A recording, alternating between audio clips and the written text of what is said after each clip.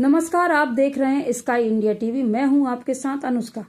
केंद्रीय कानून एवं न्याय मंत्री अर्जुन मेघवाल ने उज्जैन में आयोजित हमारा संविधान हमारा स्वाभिमान कार्यक्रम में कहा कि मोदी सरकार बाबा साहब के सपनों को साकार कर रही है। उन्होंने कांग्रेस पर बाबा साहब के साथ अन्याय का आरोप लगाया। मेघवाल ने बताया कि संविधान सभा में सीट न देने और लोकसभा चुनाव में उन्हें हराने जैसी घटनाएं कांग्रेस की मानसिकता को दर्शाती हैं।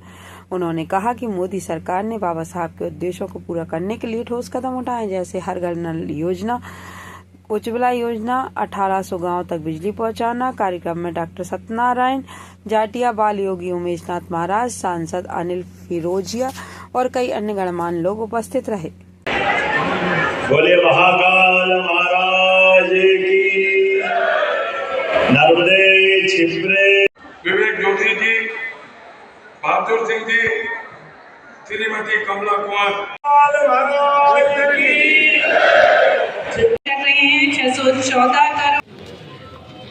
आदरणीय मेघवाल जी हमारे बीच उपस्थित हैं।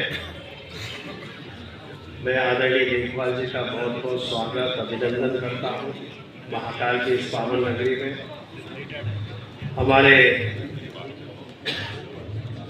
राज्यसभा के सांसद भारतीय जनता पार्टी बाबा साहब का सम्मान करती है, मान करती है, सम्मान करती है। और कांग्रेस ने हमेशा ही बाबा साहब का अपमान किया, तिरस्कार किया। सब्जेक्ट यही रहेगा। उसमें कुछ नई चीजें जो इतिहास के पन्नों में दर्ज हैं, थोड़ी बहुत सामने आएगी, जिससे लगेगा कि वाकई कांग्रेस ने बाबा साहब का अपमान किया, जीते जी भी किया और महापरिनिर्वाण होने के बाद भी किया। ये 4-5 घटनाओं का जिक्र करूंगा। वैसे तो बहुत सी घटनाएं हैं, लेकिन 4-5 बहुत जरूरी है। पहला, देश आजाद होता है 47 में। 46 में एक अंतरिम गवर्नमेंट बनती है। नेहरू जी प्रधानमंत्री बन जाते हैं उस गवर्नमेंट के। तो उस गवर्नमेंट में ये तय होता है कि कैबिनेट के 14 मंत्री होंगे, 40। अब 14 मंत्री में कैसे होगा तय, कौन किस किस के होंगे? तो उसमें तय हुआ कि 5 हिंदू होंगे कैबिनेट में। नेहरू जी की जो पहली कैबिनेट अंतरिम गवर्नमेंट बनी चुनाव से पहले, चुनाव तो 52 में होता है, उसके बाद जो गवर्नमेंट बनी इलेक्टेड प्राइम मिनिस्टर तो 52 से भी, लेकिन उससे पहले अंतरिम गवर्नमेंट के लिए वो प्राइम मिनिस्टर जैसे प्राइम मिनिस्टर थे। तो उनके साथ उन सही जो कैबिनेट बनी पहली, उसमें 14 लोग थे। 5 हिंदू, 5 मुस्लिम, 1 सिख, 1 ईसाई, 1 दलित और 1 पारसी। ये एक सिस्टम बना है। ये एक्सेप्ट कर लिया कांग्रेस ने। अब बाबा साहब उस समय मंत्री नहीं बने। जो कांग्रेस कई बार कहती है ना कि हमने बाबा साहब को केंद्रीय मंत्रिमंडल में लिया, एक वातावरण बना है जिस कारण से लेना पड़ा, वो बता रहा हूं।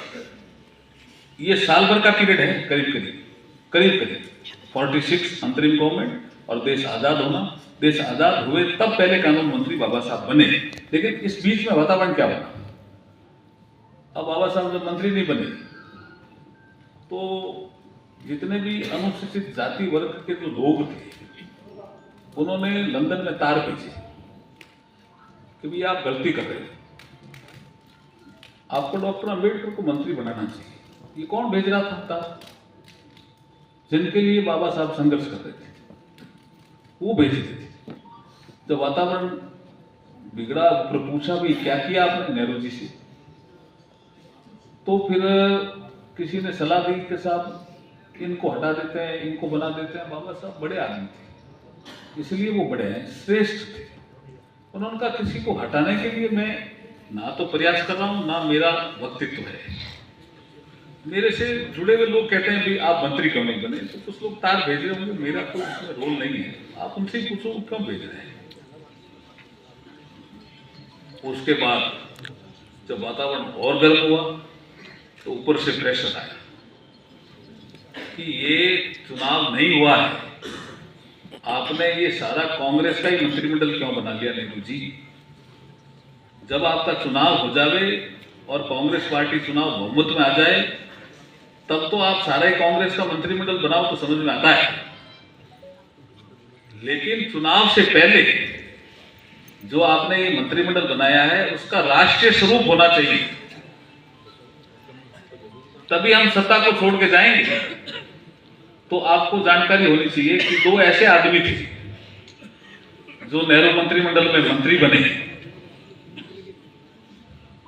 एक डॉक्टर श्यामा प्रसाद मुखर्जी और एक डॉक्टर बाबा साहब अम्बेडकर। वो कांग्रेसी नहीं थे, ये दोनों ही नहीं थे, लेकिन राष्ट्रीय सरकार का एक स्वरूप देना था तो आए। तो फिर कांग्रेस ने तो नहीं बनाया ना, बना दे तो सैन जो बनाते।